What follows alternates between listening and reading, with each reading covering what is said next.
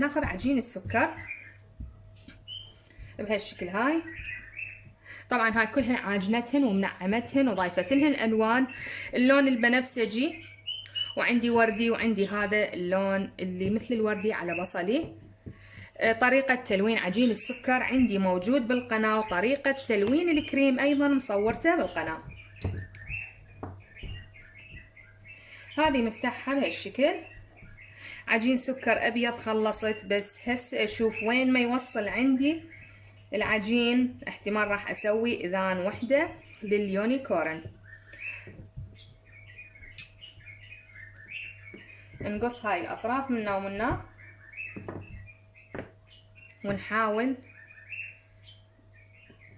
ندبب طرفها بهالشكل هاي، وبهالطريقة منا. اوكي، ونطبقها وراح نفرها بهالشكل هذا.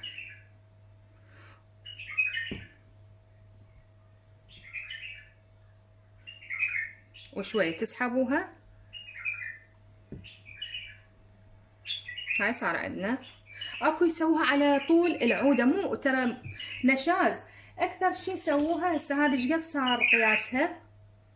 يعني 10 سنتيمتر 12 سنتيمتر بالزايد، لا تعبرون اكثر تسووها شطولها. هذه كلش مو حلوه تصير على الكيكه.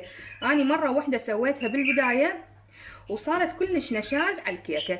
نخلي بيها سيم او عود مال شعر بنات،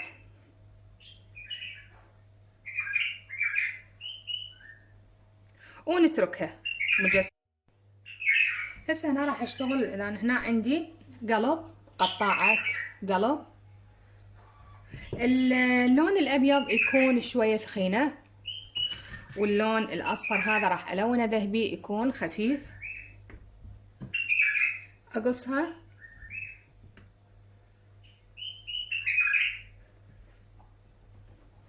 بهالشكل هاي. اوكي، واجي على هذا اللون الاصفر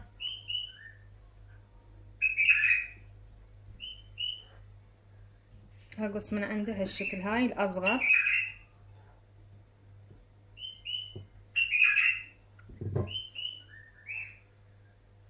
هذه راح تكون هيك ترتيبها. قبل ما نخليها هاي العودة عندكم او سيم قوي نلزقها هنا،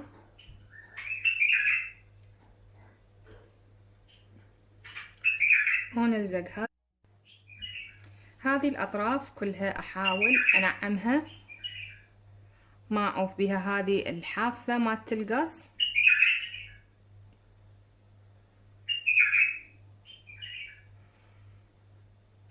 بهالشكل هذه نثنيها حتى نحصل على الشكل المقارب.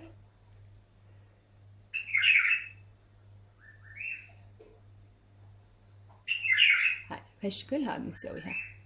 هذه شلون احصل عليها تبقى هيك. اخلي نشا شوية، وهنا همات اخلي نشا،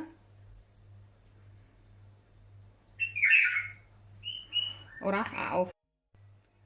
هسه راح نشتغل هذه الوردة بالقطاعة، ونخليها بهذه السيليفون حتى تشوفوها. راح اشتغل لكم الوردية هي نفسها، راح نسوي من عندها السمائية، بس هسه اشتغل الوردية حتى تبين اكثر بالتصوير. بالنسبة للوردة البنفسجي انا اللي مسويتها بالكيكة، والوردة الصفراء هي هذه نفسها اللي مشتغلت لكم اياها قبل فترة.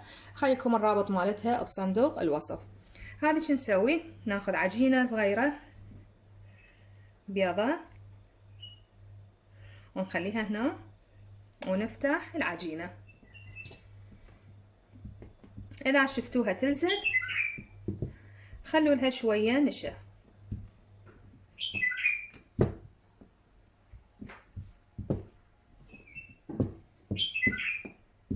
بهالطريقة هاي.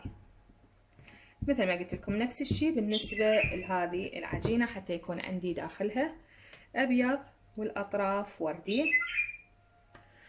وهذه هم تتحكمون بها اذا ردتوها كلش قليل مثلا بها اللون الوردي، نقلب القطاعة حتى نطلع وردة حلوة. نضغط بهالشكل هاي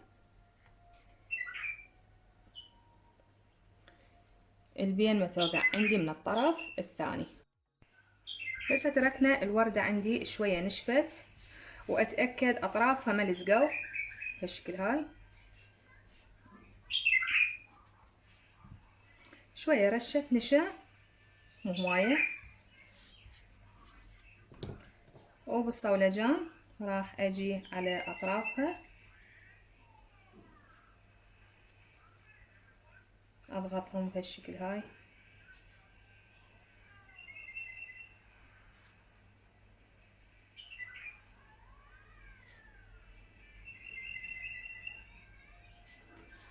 بعد اسحبهم للداخل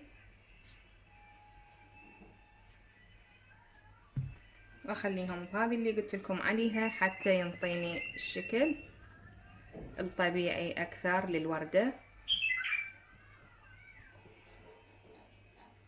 واخلي لها القلب الاصفر،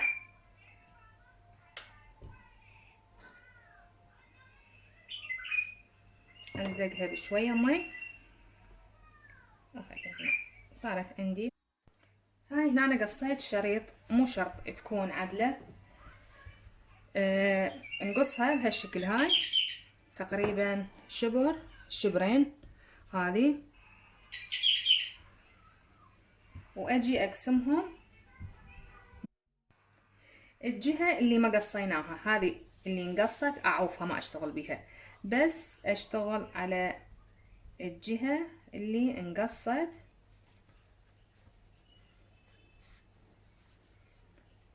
شوية اخففهم بالصولجان مو هواية، بس احصل مثل الكركش.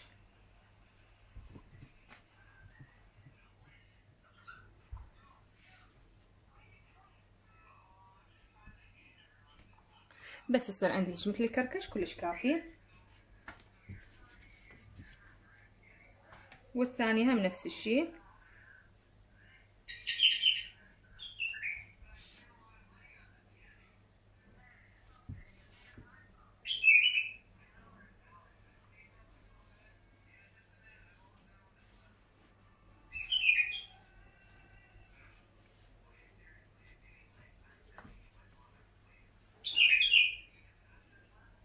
هسه ايش اسوي؟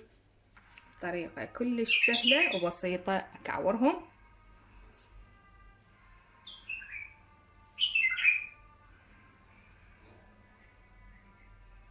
يعني فشي كلش سهل وابسط فيكة ورد. اضغط الاطراف حتى تلزق عندي بهالشكل هاي. ما احاول الزقهم منه، اعوفهن هيج. انه بنجي على الثانية بنفس الشي.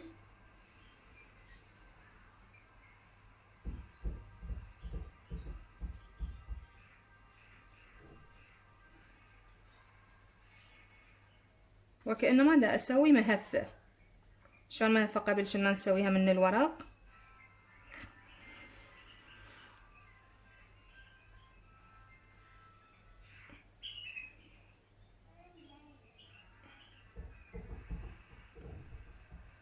هذه كملناها هذه، والثانية هم بنفس الطريقة نكملها. طبعا هذا الزايد ننتظرها شوية تنشف ونقصه، بس شوية بين ما تنشف هذا الزايد كله ينقص. هذه نخليها هنا. شو يبقى عندي؟ يبقى عندي الرموش. السيليكونات سألتوني عليها. السيليكون ضروري نخلي بيه نشا والنكتة من النشا، وناخذ عجينة. أول مرة نضغطها على قد القالب، بعدها أسحب الزايد بهالشكل هذه، وشغلي يكون كله بالنشا على مود ما تلزق ايدي بيها. هاي خصوصا السيليكونات الصغار، بس اشوف ايدي لزقت اروح اخليها بالنشا وارجع اكمل الباقي. هذه الطريقة كلش سهلة للسيليكونات، حتى ما تقولون لزقت طلعت عوجة ما اعرف شنو، لا ما يطلع اعوج ولا تلزق بالايد اذا اشتغلتوها هيج. واتركها فد ربع ساعة، راح اطلعوها بكل سهولة بقى. هذا قبل ربع ساعة اشتغلته. وحتى اذا اريد اطلع هذه هسه يمكم ما بيها شي، هاي طلعت لان اني مخليها نشا.